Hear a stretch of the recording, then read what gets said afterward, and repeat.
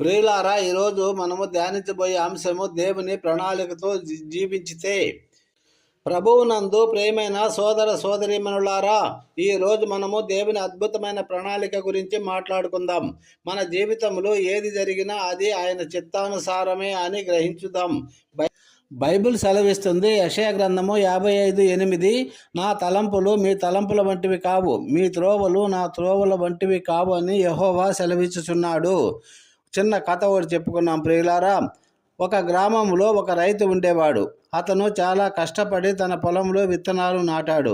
ఒకరోజు తీవ్రమైన ఎక్కువ వర్షము పడటం వల్ల తన విత్తనాలు కొట్టుకుపోయాయేమోనని అతను ఆందోళన చెందినాడు.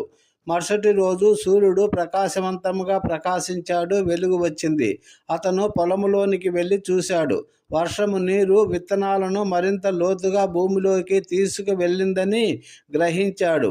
అవి ఇప్పుడు మరింత బలంగా మొలకెత్తుతాయని అతనికి అర్థమైంది. రైతు మొదట నిరాశ చెందాడు, కానీ చివరకు దేవుని ప్రణాళిక అతనికి మంచి చేసిందని గ్రహించాడు. మన జీవితంలో కూడా కొన్నిసార్లు కష్టాలు వచ్చినప్పుడు అది దేవుడు మనకు ఉన్నతమైన ప్రణాళికను కలిగి ఉన్నాడని అర్థం చేసుకోవాలి. మనం నమ్మకంతో ముందుకు సాగాలి. బైబిల్ వాక్యం ఈ విధంగా చెప్తుంది. ఇర్మియా 29:11, నేను మీ ఎడల ఉద్దేశించిన సంగతులు నాకు తెలియను, రాబో కాలమందు మీకు నిరీక్షణ కలుగునట్లు అవి సమాధానకరమైన ఆలోచనలే కానీ హానికరమైనవి కావు. దేవుడు మనకు ఎప్పుడు మంచిని కోరుకుంటాడు. ఆయన ప్రణాళికలు ఎల్లప్పుడూ మన శ్రేయస్సు కోసమే. కష్టాలు వచ్చినా అది మనల్ని బలపరచడానికి మాత్రమే.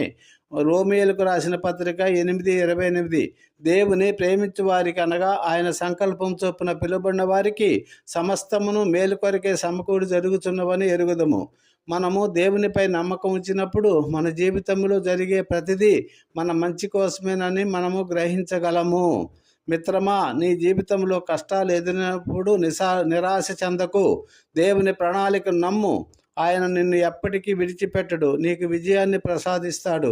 ఇటువంటి కృప దేవుడు మనందరికీ దయచేయునుగాక. ఆమేన్. ప్రార్థన. ప్రియ ప్రభువా, మా జీవితంలో మా ఉద్దేశాలకు ఆలోచనలకు వ్యతిరేకముగా ఏ చిన్నది జరిగినా మేము భయము ఆందోళన చెందుతూ ఉంటాం. ఈరోజు మేము విన్న ఈ చిన్న సందేశము ద్వారా మీ తలంపుల కన్నా నా తలంపులు ఉద్దేశాలు చాలా గొప్పవని, అవి యోబులాగా రెండంతల ఆశీర్వాదాలు ఇస్తాయని మాకు బోధించారు. ప్రభువా, మా జీవితంలో ఏది జరిగినా అది మీ ప్రణాళిక అని, మీ పైన ఆధారపడి జీవించే కృప మాకందరికీ దయచేయమని యేసయ్య మధుర నామములో ప్రార్థించి పొందుకుంటున్నాము తండ్రి. ఆమేన్.